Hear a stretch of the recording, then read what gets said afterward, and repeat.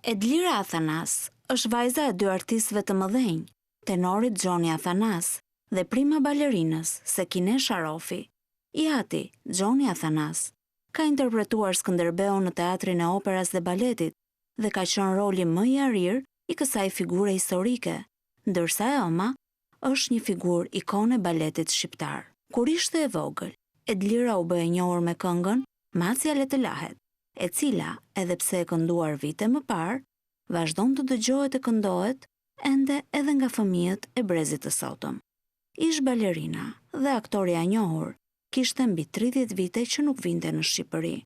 Në një rrëfim për Mirëmëngjes Shqipëri, Edlira Athanas flet mbi fëmijërinë e saj të mrekullueshme.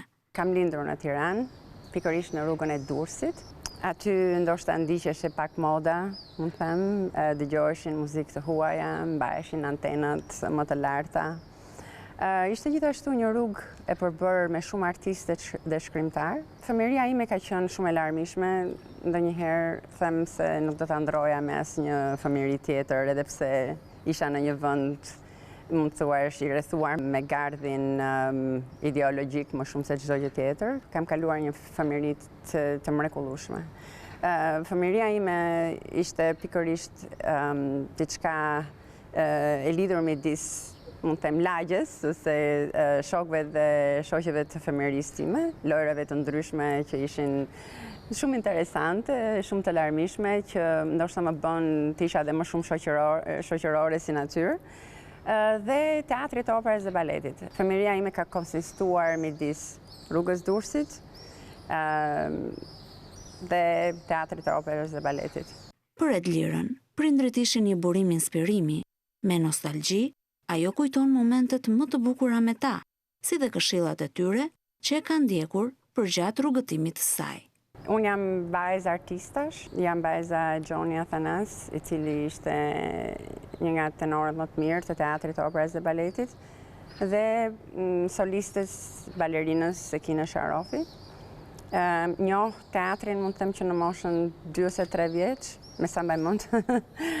Dhe kam asistuar, mund të them, në prova me prindrit e mi, premierat të ndryshme, provat e premierave të ndryshme në teatrin e operës dhe baletit. Prindrit e mi kanë qenë një burim inspirimi si njerëz sërish, pastaj si artist.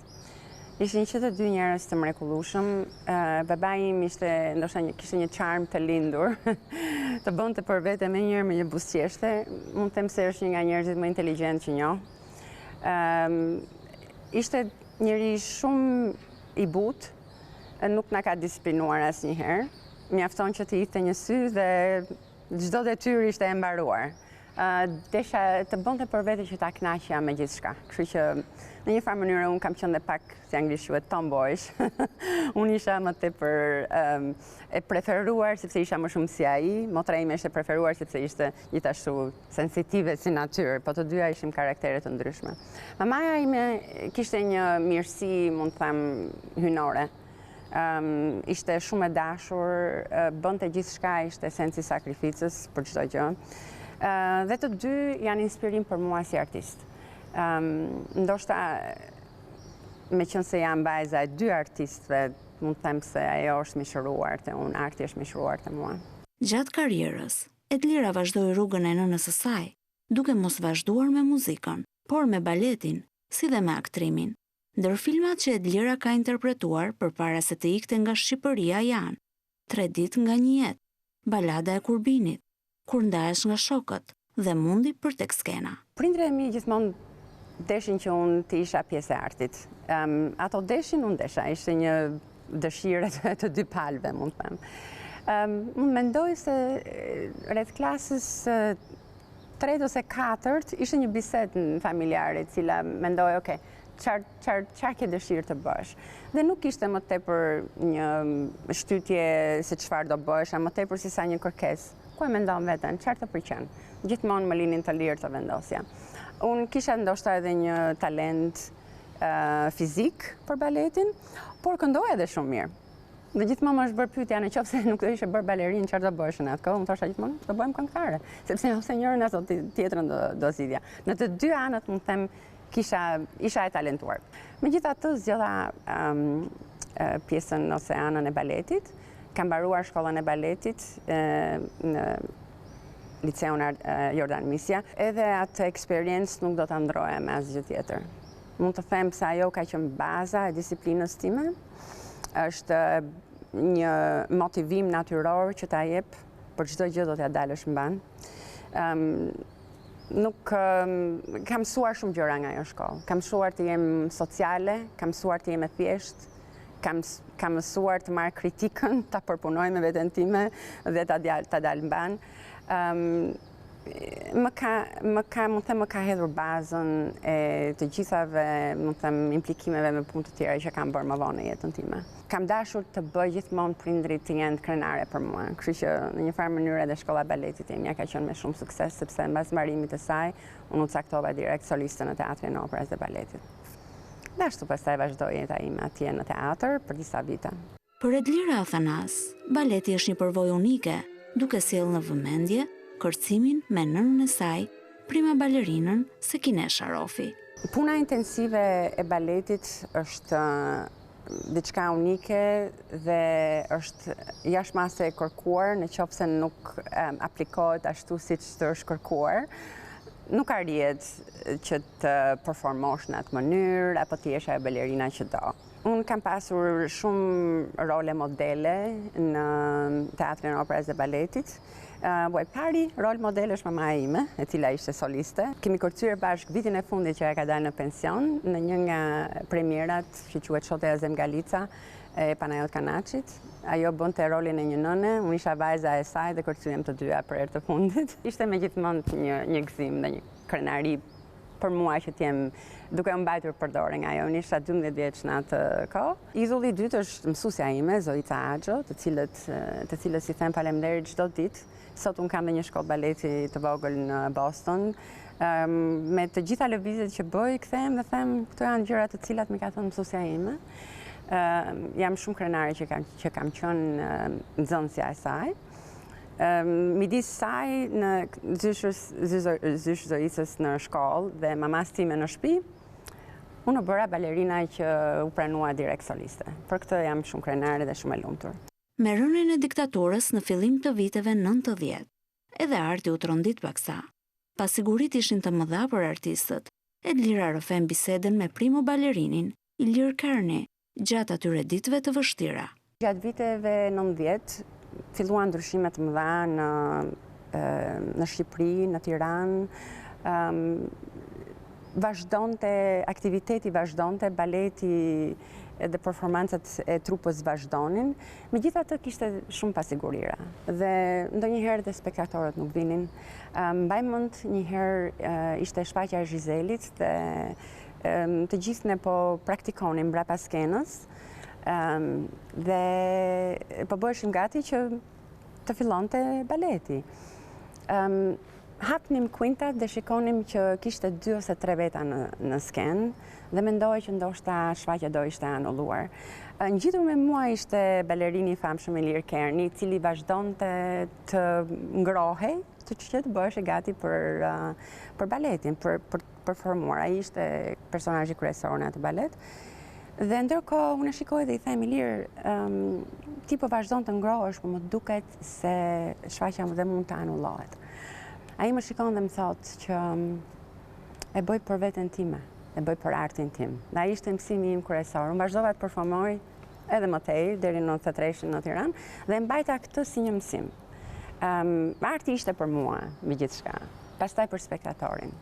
Duke filluar nga unë, ashtu do përcillej te spektatori.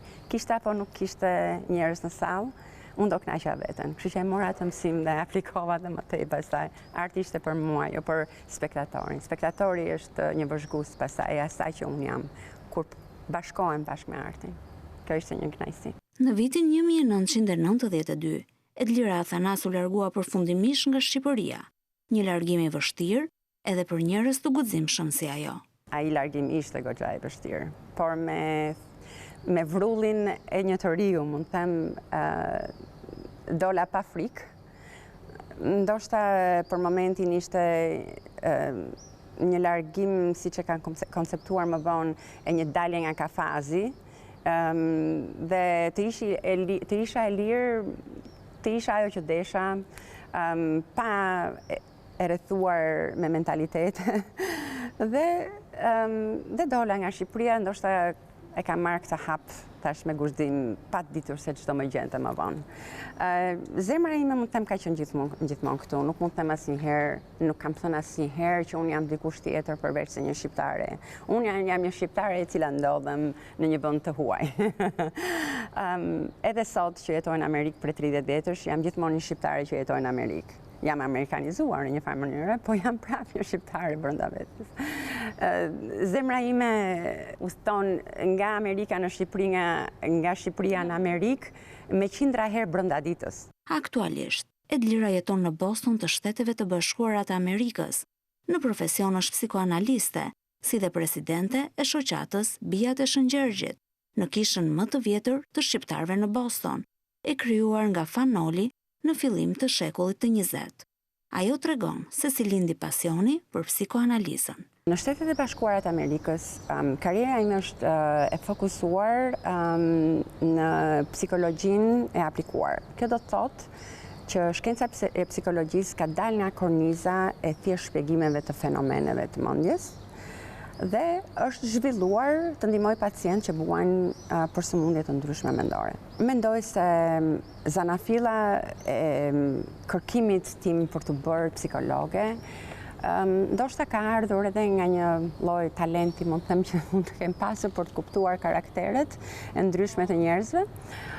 Më tepër mund të them për të kuptuar karakterin tim, për të kuptuar mendjen time, veprimet e mia, sjelljen time. Mund të jetë arti në këtë mes që më ka ndihmuar ta shikoj mënyrën në mënyrë ideale, jo thjesht fizike. Këto gjëra e mishruar bashkë dhe ndoshta ky ka qenë dhe iniciativa për mua për të studiuar psikologjinë. Edlira Athanas sqaron mënyrën e aplikimit të seancave mbi teoritë e vërtetuara, me qëllim trajtimin e pacientëve që vuajnë nga problematika të shëndetit mendor.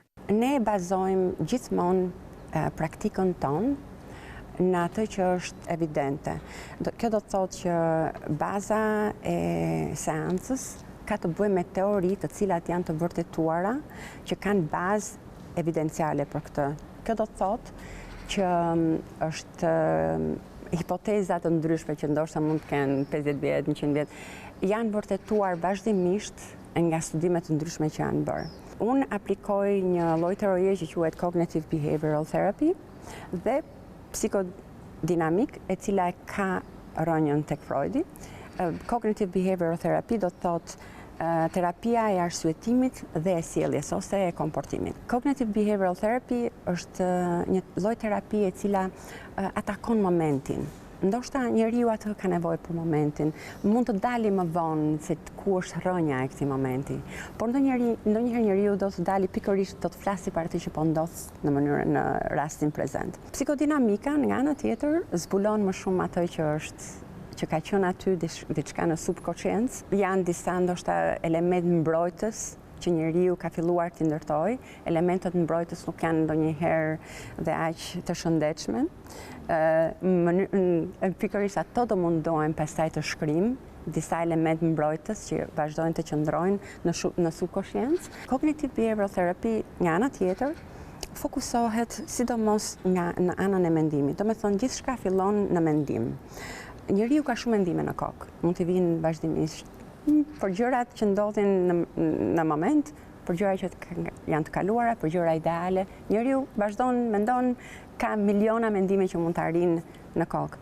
Midis atyre mendimeve që vinë, janë disa mendime të veçanta, të cilat janë përgjegjëse për ndjenjën që ai ka. Kjo do të thotë që mendimet në vazhdimsi do sjellin ndjenjën. Detyra ime si psikanaliste është që ta detyroj të filloj të vëzhgoj cilat janë ato pikërisht mendime që shkaktojnë atë gjendje, që po shkaktojnë këtë lloj ndjenje. Në fund të fundit, në qoftë se shpëtoj një jetë, në qoftë se bëj një ndryshim të vogël në jetën e pacientit, është një kënaqësi shpirtërore më e madhe për mua. Ndoshta mund të them se kjo është aty ku them që jam krenare dhe ja kam dalë.